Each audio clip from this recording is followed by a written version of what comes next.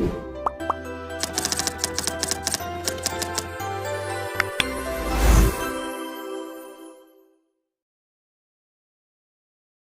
semuanya, kalian ada kepikiran gak sih ketika kita mengonsumsi makanan itu kita bisa melihat warna, bentuk, dan bisa merasakan si rasa dari makanan itu.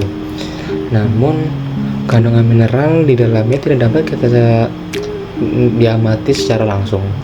Lalu bagaimana ya caranya ilmuwan pakar gizi itu mengetahui kandungan mineral pada makanan itu secara akurat? Salah satu caranya adalah menggunakan metode prinsip pengabuan basah, yaitu metode yang menghancurkan bahan organik untuk mengisahkan tuh si mineral yang kita pengen kita teliti aja. Halo teman-teman, nama saya Zidan Nur Rahmat dari Prodi Teknologi Pangan Universitas Sultan Ageng Tirtayasa. Pada video ini saya akan membahas analisis kadar abu dan mineral menggunakan metode pengabuan basah berdasarkan buku-buku dan jurnal ilmiah, sehingga pembahasan ini bersifat teoritis sekaligus empiris. Konsep dari kadar abu itu apa sih? Kadar abu merupakan zat anorganik yang diperoleh setelah bahan organik itu dihilangkan. Dalam analisis pangan, kadar abu digunakan untuk menunjukkan kandungan mineral total seperti kalsium, kalium, dan unsur lainnya. Menurut buku analisis pangan karya Rita Purwasi pada tahun 2021, analisis kadar abu itu dapat dilakukan melalui metode pengabuan basah yang bertujuan untuk melarutkan bahan organik sehingga mineral dapat dianalisis dalam ukuran dalam bentuk larutan.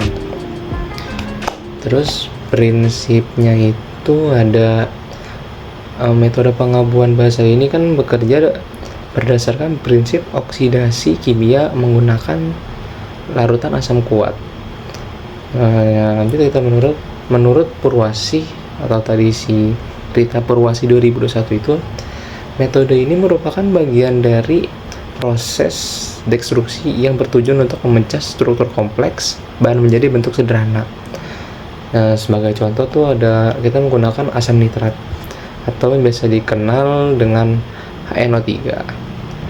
Terus ada juga asam sulfat yang biasa dikenal juga H2SO4. Jadi si asam nitrat ini berfungsi sebagai oksidator utama yang mengurai bahan organik menjadi bahan oksidasi dan air. Terus ada asam sulfat juga berfungsi meningkatkan titik didih larutan sehingga proses berlangsung lebih stabil dan lebih cepat. Dalam beberapa kondisi ditambahkan hidrogen peroksida untuk mempercepat reaksi oksidasi. Terus keunggulan metode ini tuh mineralnya tidak hilang karena tetap berada dalam larutan dalam bentuk ion. Berbeda dengan metode kering yang berisiko menyebabkan kehilangan unsur volatilnya karena perbedaan suhu itu. Terus ada prosedurnya. Jadi prosedur pengabuan basah itu biasanya dilakukan dengan pertama itu mempersiapkan sampelnya dulu, lalu dihancurkan dulu jadi kecil-kecil. Setelah jadi kecil-kecil itu ditimbang di neraca analitik. Terus kedua itu setelah ditimbang itu semuanya ditambahkan asam kuat seperti asam nitrat, asam sulfat yang mulai beraksi dengan bahan organik itu agar menguap bahan-bahan yang tidak perlu itu. Oh ya, jadi biasanya itu bahannya itu ditaruh di cawan porselen. Cawan porselen itu kenapa dipilih cawan porselen? Karena dia itu tahan panas dan pada suhu di sekitar 1000 derajat Celcius. Terus juga harganya lebih murah, makanya banyak peneliti itu menggunakan cawan porselen. Terus ketiga itu pemanasan dilakukan secara bertahap untuk menghindari reaksi yang terlalu cepat, terlalu dini itu. Keempat, proses dekstruksi dilakukan hingga data menjadi jernih, menandakan bahan organik telah terurai. Kelima, larutan didinginkan sebelum dilakukan pengenceran. Keenam, larutan diencerkan menggunakan aqueous hingga volume tertentu. Terakhir, analisis dilakukan menggunakan alat seperti AAS untuk menentukan kadar mineralnya. Jadi AAS ini dia itu bisa menentukan kadar mineral itu dengan cara dengan lebih spesifik daripada metode-metode yang lain. Perbedaan dari metode pengabuan kering dan pengabuan basah tuh di suhunya sih. Kalau pengabuan kering itu menggunakan suhu sekitar 500 sampai 600 derajat Celcius pada kurang lebih waktu 5 sampai 6 jam. Terus pengabuan basah itu bisa dilakukan dengan suhu yang lebih rendah, sehingga risiko kehilangan unsur volatil itu seperti natrium dan lain-lain tuh dapat diminimalkan. Hal ini menjadikan proses pengabuan lebih unggul dalam analisis mineral sensitif terhadap suhu yang tinggi. Terus kita masuk ke review jurnalnya. Berdasarkan jurnal pertama tentang metode destruksi basah menggunakan FAAS. Metode ini diuji melalui parameter linearitas, presisi, dan akurasi.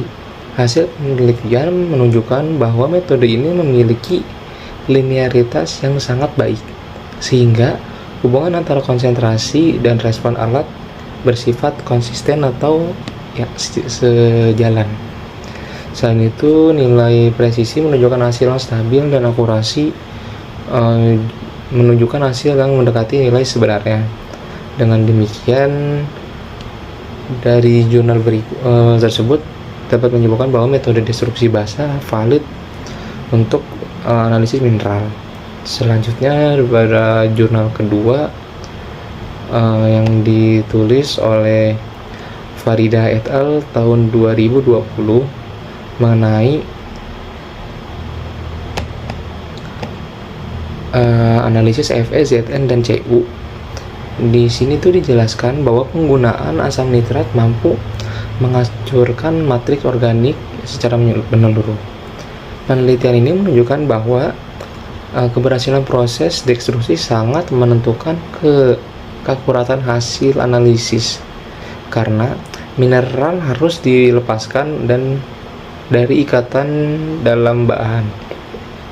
Selain itu, metode ini juga meningkatkan sensitivitas deteksi karena gangguan dari bahan organik dapat dihilangkan. Jika dikaitkan dengan teori dalam Purwasi 2021, kedua jurnal tadi yang saya sebutkan itu memperkuat metode pengabuan basah. Tidak hanya memiliki dasar teoritis yang kuat, tapi juga telah terbukti secara eksperimen mampu menghasilkan data yang valid dan akurat. Kelebihan dan kekurangan dari metode pengabuan basah ini ada beberapa. Kelebihannya itu ada akurasi yang tinggi, terus